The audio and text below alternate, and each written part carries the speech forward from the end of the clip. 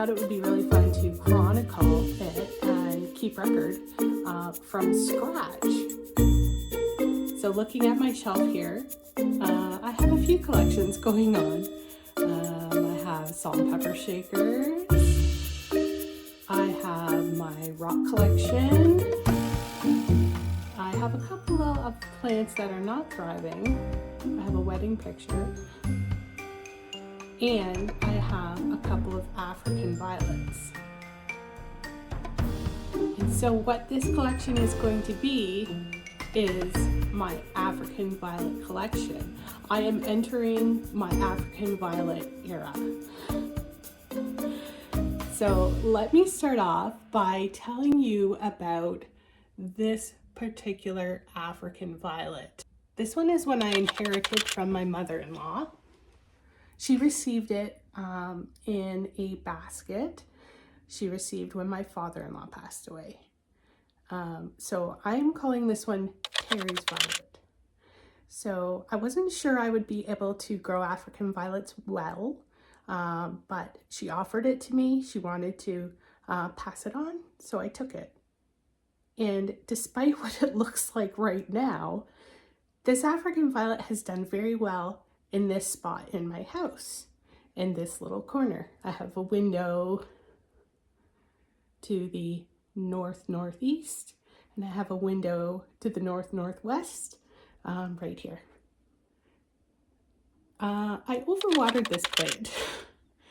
So he was thriving, he was blooming, but since being overwatered and maybe in the wrong soil for too long, didn't repot him, he started to droop.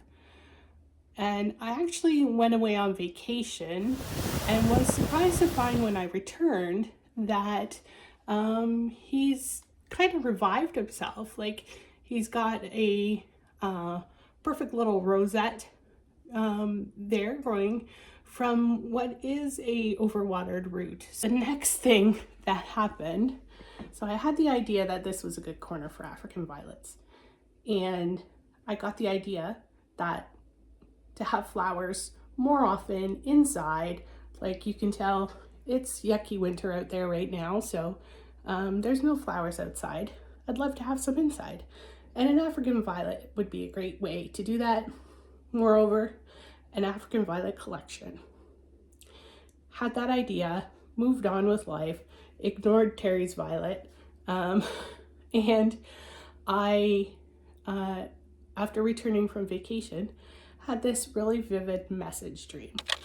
I have these from time to time, but in my dream, I kind of tour a house and I see different sections, and I think it's probably my psyche.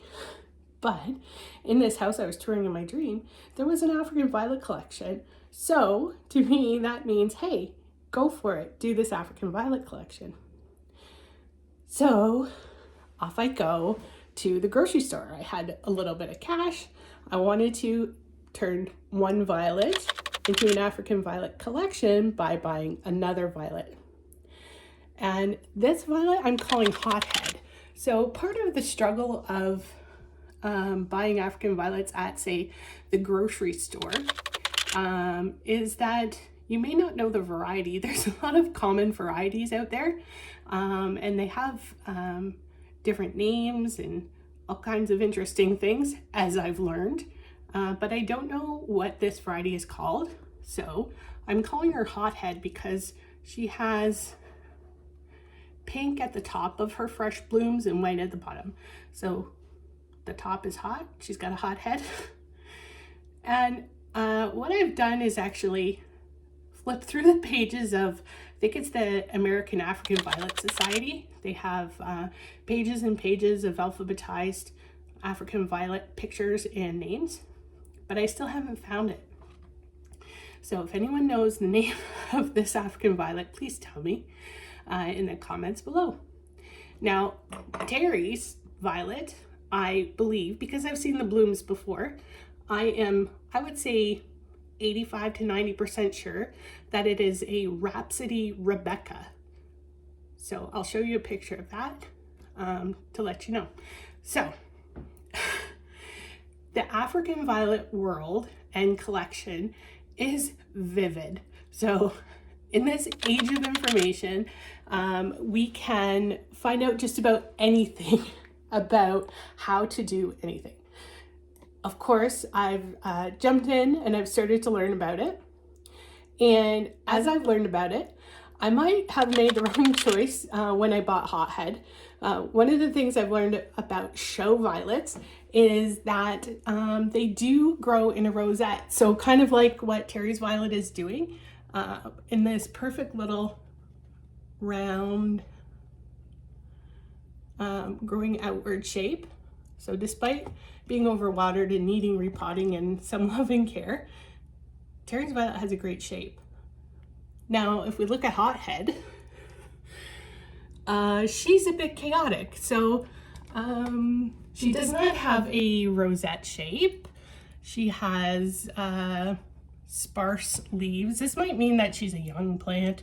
That's something else I learned. But she's got, her leaf shape is kind of like all over the place, because really I bought her because of her pretty flowers. I got excited about the white and pink flower color. It was something different. Have a purple one already, so let's get a pink and white one. And so now I'm going to likely have to, when I repot her, pull off some of her leaves. And really what I should do is cut off her flowers. And I'm going to have to build up the strength to do that. What my next steps are is to remove the extra collections from this area. I'm going to take away the salt and pepper shakers and the rock collection, and I'll move my picture somewhere else. The little spider plant and snake plant that are there are not long for this world. Maybe I'll try them upstairs in my office and see if they pick up there. But my plan is to have a 6 violet collection. And what I've done is I went ahead and in my research, I learned that water wicking violets, sorry for the noise, water wicking violets is a really good way to go. So I've purchased these pots. Haven't even gotten them out of the pack yet, but they're gonna have the soil in the white part, and then they're gonna sit in the clear part so I can see the water and know how much each one has. And they come with wicks.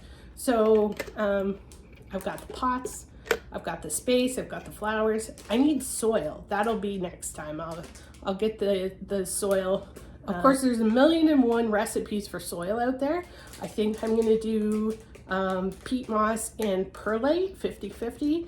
If you have a better idea, let me know in the comments below. But that will be next time. I will start to renovate this corner. I will get them switched up into new pots, and I'm gonna try to save Terry's violet, get him healthy and blooming again.